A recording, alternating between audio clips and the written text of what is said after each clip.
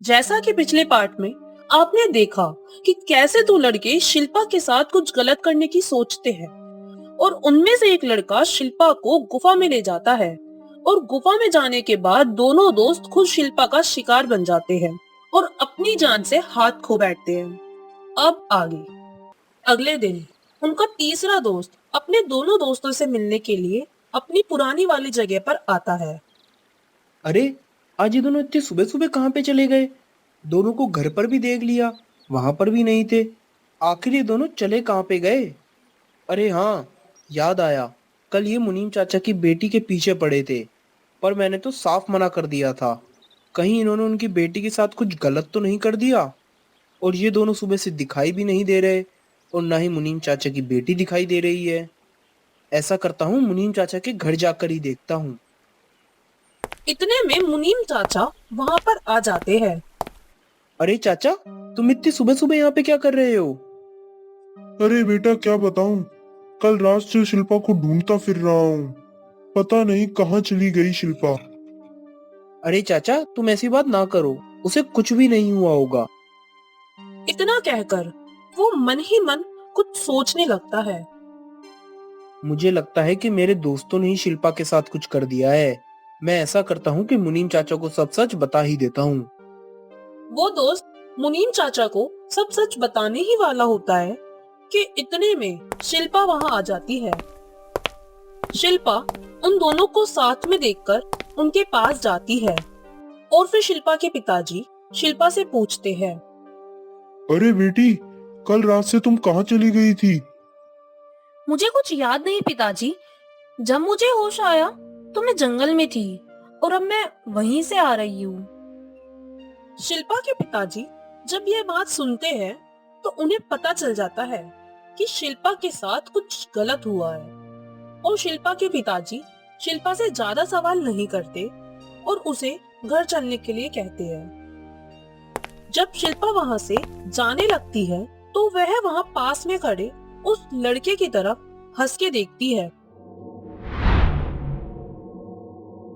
शिल्पा का ऐसा खौफनाक रूप देखकर वो लड़का बहुत ज्यादा डर जाता है।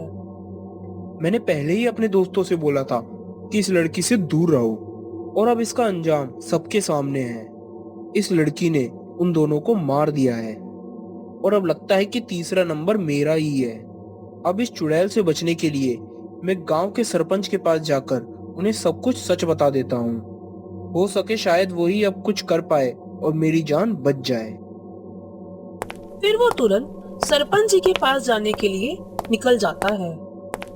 वो दोस्त सरपंच जी के पास जाकर उन्हें सब कुछ बता देता है कि कैसे उसके दोनों दोस्तों को शिल्पा ने मार दिया और अब वह उसे भी मारने वाली है। सरपंच उसकी बातें सुनकर बहुत ज्यादा डर जाता है। फिर सरपंच कुछ देर बाद कहता है कि मुनीम चाचा को उसके पास लाया जाए। बाबूलाल मुनीम चाचा को सरपंच के पास लेकर आता है। मुनीम चाचा के आते ही सरपंच उन्हें सब कुछ बता देता है। हाँ, मैं जानता हूँ कि मेरी बेटी के अंदर एक चुड़ैल का साया है। सरपंच मुनीम चाचा की ये बात सुनकर बहुत ज्यादा घबरा जाते हैं और मुनीम चाचा से गांव छोड़कर जाने के लिए बोलते हैं और साथ में बोलते हैं कि यदि तुम गांव छोड़कर नहीं गए तो हम तुम्हारी बेटी को जिंदा जला देंगे। सरपंच की बात सुनकर मुनीम चाचा डर जाते हैं और सरपंच से बोलते हैं। सरपंच जी, मेरे पास इतने पैसे नहीं हैं कि मैं गांव छोड़कर कहीं और रहने लगूं। यदि आप मेरी बेटी को जलाओगे तो उसी के साथ मुझे भी जला देना। पर गांव का सरपंच शिल्पा की चुड़ैल होने की बात सुनकर बहुत ज्यादा घबराया हुआ होता है। मैं तुम्हें 2 दिन का समय देता हूँ। तुम अपनी बेटी को लेकर यहाँ से चले जाओ, वरना हम गांव वाले मिलकर तुम्हारी बेटी को जिंदा ही जला देंगे। और इतना बोलकर गांव का सरपंच वहां से चला जाता है। मुनीम चाचा सरपंच की बात सुनकर बहुत ज्यादा दुखी हो जाते हैं और दूसरी तरफ खड़ा बाबूलाल उनकी यह हालत देख नहीं पाता और मुनीम चाचा से कहता है। अरे चाचा, तुम इतनी चिंता क्यों करते हो?